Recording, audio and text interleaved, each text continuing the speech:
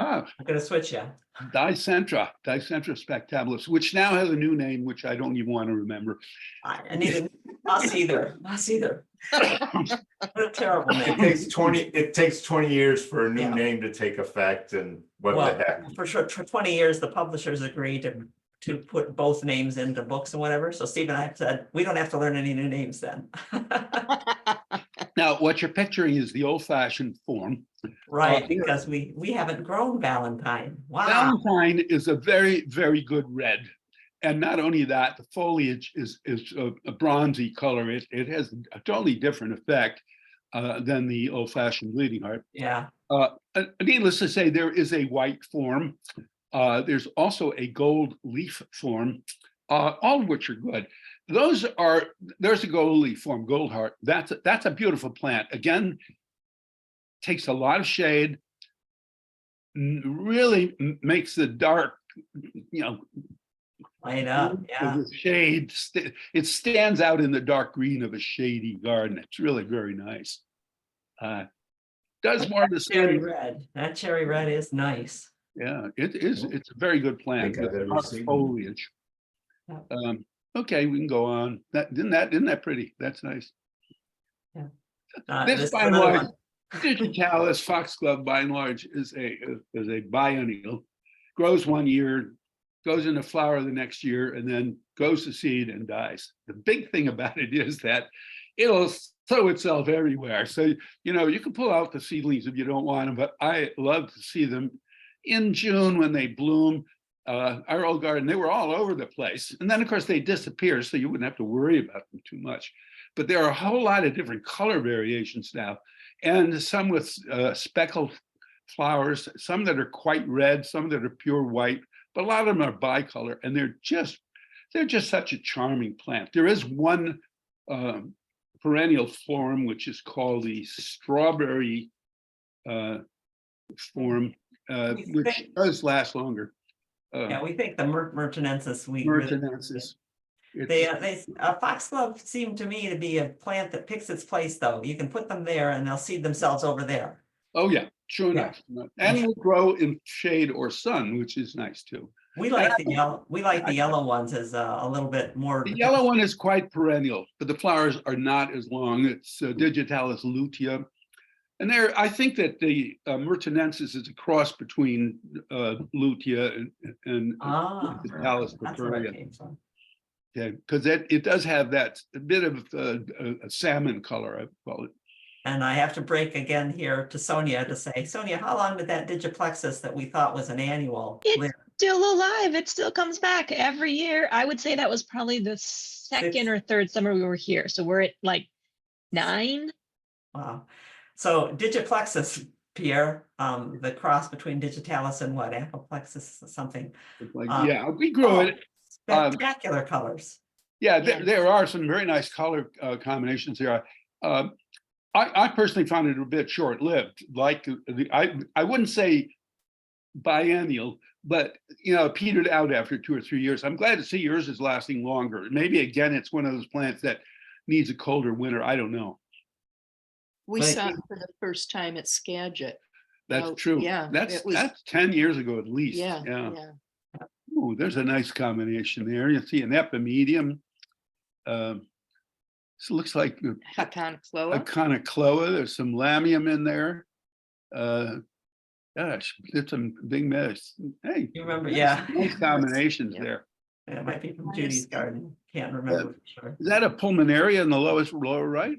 No, Oh, it's a lamium lamium. or lamiastrum. No, lamium. Lamium. In the next picture, I think It's from a collector's garden. I think this came from Judy's garden, one of the ones that you try to sort out.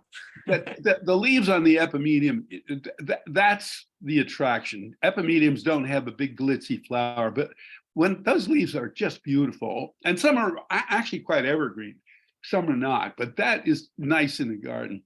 It's subtle, okay? It's not like glitzy, but really worth having, and a very nice background plant to make others look better.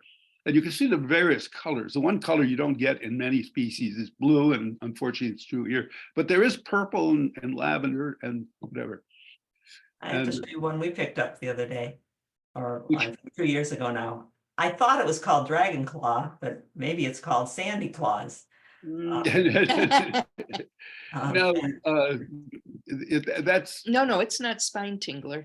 it's Daryl's, Daryl, it's again, a Daryl's- plant from Daryl Propes. It's called, what are they, so these things that the Japanese throw, it's kind of a, whatever. I'll keep looking for it. because Yeah, I should- Spine Tingler is another one with that kind that of, would have been the original. that he would have been started original. with. This is a hybrid of Spine Tingler. I think Spine Tingler came from him as well. Ninja something? Ninja stars is what you have here. Ninja stars. I liked how the flowers look kind of like little spiders. Yeah, yeah. well, I hovering think over ninja everything. stars is some kind of a thing a weapon you throw in Japan. I'm not sure. Oh, Yeah, right, yeah, right. that's There what you they- go. There yeah. you go. Okay. But the flowers are tiny, so you're not growing it for the flowers. You're growing it for that interesting, It almost looks nice next to a walkway, right, and it has like almost placement wise. holly-like leaves with the spiny edges. Okay, going on to Euphorbia ascot rainbow. I thought this would be short-lived. I've had them now 5 or 6 years, looking really, really good. Takes full sun. And you're in Connecticut in zone 5. That's- Well, maybe We're probably zone 6. It's got warmer, but I haven't had no problem over winter with the thing, which is kind of amazing. It does like the right kind of spot, the right kind of soil. It's basically a sun plant.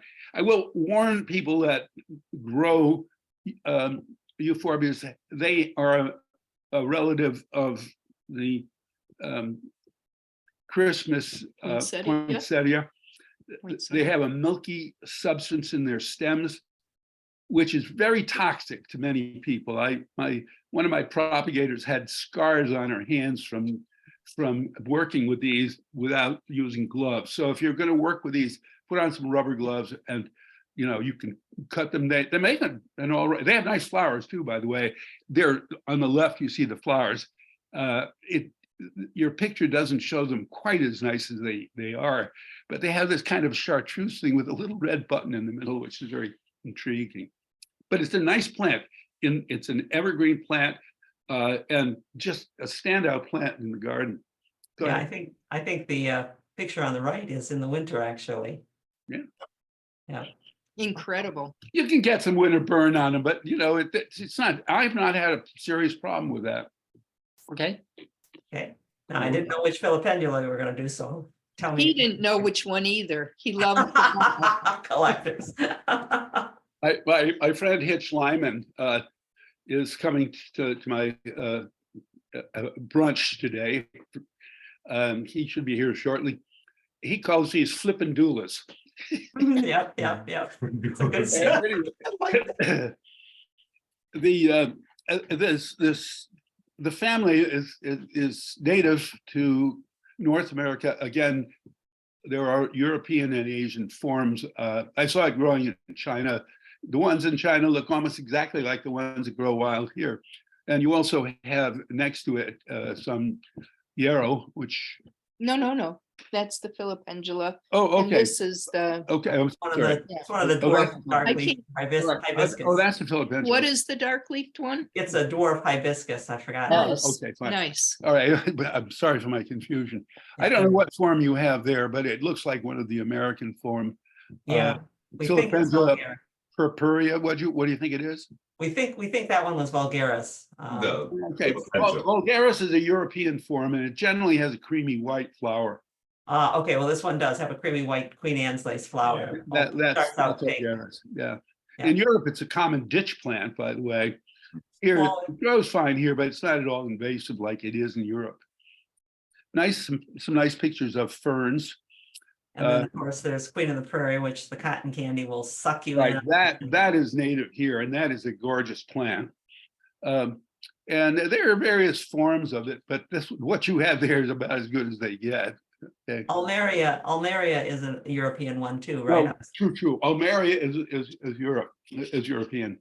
I Almeria, like your blue sculptured tree there. our blue branch, yes. Yes. Yeah. I think this, We've got just 5 minutes left, Pierre, so. oh, if- we better move along. Well, I'm just gonna say, if you wanna switch around to different plants. Okay, the geranium sanguineum I see there is a nice plant. That is, the one I like is called striatum. That's macrorrhizum. Oh, There we sorry, go. There's striatum. macrorhizum. Yeah, that's a nice Yeah. plant. For a ground cover, it takes a lot of shape. Again, that'll fill in a lot of space. It is a spreader. I see you've got one there. You probably planted one plant 10 years ago, and that's what you got, Just divisions of one plant Yeah, that we All right, could. let's move on quickly, and if Well, this, Maybe, that's striatum in the middle. Okay, you're passing there. They come in all sorts of shades from white to blue and pink and red. Okay, so it is the one with the stripes on the petals. That's striatum, sometimes called Lancastriense, the Lancaster. Okay, Yeah. we were trying to figure out which one was this. Not to be confused with pelargonium, which is what everybody calls a geranium. which is Geranium. not right. yeah. Go ahead, continue. well, those are other, These are other forms of it. Continue. and they're beautiful. We can move along quickly. Okay. Oh, go to the list, Steve. Petrenia is a native plant. I think you probably have a very, very hard time finding it in most stores. It is native, it takes shade or sun. It's Here, nice. make this easier on you. Here's Oh, that's easy. Here's your Okay, list. okay. Let So me you say, can choose something, okay. or you could make it a second half at another date if you want. Oh, wouldn't that be We would love fun? to do That would be that. great. Yeah, Well, that'd you be- could do that, Yeah, wouldn't you, that's Pierre? fine. Okay. Well, Yeah, then that's let's big. go. Gillenia trifoliata or Quarteranthus trifoliata.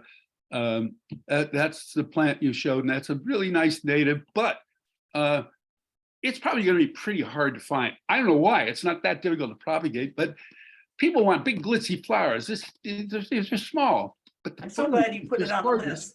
I'm Yeah. so glad you put it on the list because I keep forgetting that I mean to put it here. Dry shade is the Yes. place where it grows. Yeah. Right, and there's a purple leaf form, which gives it, an extra. Ooh, there's a purple leaf form? Yeah, I Oh, forgot. okay. I forgot what it's called. I don't see a picture of, there's a pink flowering form as well. So, not a lot has been done with it, which is curious because there's been a big movement to use native plants. And yet people seem to stay in a few categories such as Echinacea, Rudbeckia, Coreopsis, Gaillardia. They don't branch out They very don't much. branch out. There's so many forms that are totally different families that have been ignored by not only the public, but even the hybridizers, the breeders out there are really honed into specific groups of plants. And they spend a lot of time on, well, not all native, by the way, but certainly hellebores, certainly Hemeracalis. Heuchera is another native form which has been widely hybridized. But there's so many forms of good American natives that could use some breeding, and we don't get it. Okay. I'm so glad to hear you say that because that gives all of us the hope that there's more coming. There's Yeah. going to be more plants. Tell you what, wrap up just mentioning something about Lobelia because I think there's some hybridizing issues there Yeah. that might be pretty interesting. There was a native form with purple leaves, which wasn't hardy, but they've been worked on quite a while now. So you have really deep red forms, you have dark pink forms, there's a white form, there are all sorts of purple leaf forms. It's native. It is a plant that likes to be in moist, rich soil. In the wild here, we see it growing along brooksides, along ponds. We don't see it out in open meadow. But if you have a moist place, I've seen this plant survive under a foot of ice over winter. The ice melts, the plant starts growing again. It's amazing. So I would say that it's a distant relative of foxglove, but it's perfectly perennial. And I think that is a very valuable plant in the garden. I say I don't like red plants especially, but this one I do like, okay? All right, that's about it then. Okay, well then, There's a then blue form. I will say that I'm very glad that Cheryl said, maybe this could be a second if you're willing to do that, then we'll set up another date to finish the list and. Sorry I'm so noisy about the first half, but there's, No, The- No, apologies. All the necessary. That chat was is great. saying is how much they want this to continue. You This, set the bar high very, with- very confirmed appreciations all through the chat. okay. Now wish It's me, nice. sing happy birthday for me. Happy birthday to you. Happy Happy Happy birthday to birthday you. to you. Happy Happy birthday, birthday, dear. Happy Happy birthday birthday to to you. Microphone all over. That was Way to great. go. Thank you so much, Pierre and Cheryl, for being with us, for sharing some of this special day, and we'll get another date to look All at. right, and thank the good Lord for allowing me to keep my marbles at my advanced years. I think Yeah. marbles are something that you have an abundance of. I'm going to flip through some pictures quickly here to just say. He likes to say he's 10% less than a century. Oh, that's a good. good point. I'm actually 4,682 weeks old. I am 1,080 months old and 10% less than a full century. Tell me that you needed a pencil and paper to figure that out. No, I figured it all out in my head. I've got my wits about me still. Okay. Yeah. Well, you Janet, all- thanks you for are- the echinaps. No, We the got, echinacea. no. Did the Equinox come? Okay. Echinaps, and he already, as soon as he got it, planted it. And we'll let you know how it does here. That's Good. great. Great. Maybe we'll get a new introduction and they can call it Cheryl. Oh. Cheryl Maybe, special. maybe Janet and Steve's or A to Z or something. Garden A to Z. Hey, guys, great Hey. seeing you. Have a great week. Here is also just over 47 million minutes old. Oh. 304,000 years. Thank you for that. Oh, boy. And thank you all for being Take here. care, everyone. Okay, Bye-bye. we Bye. will see you next in 2 weeks for Longwood Gardens. Yep.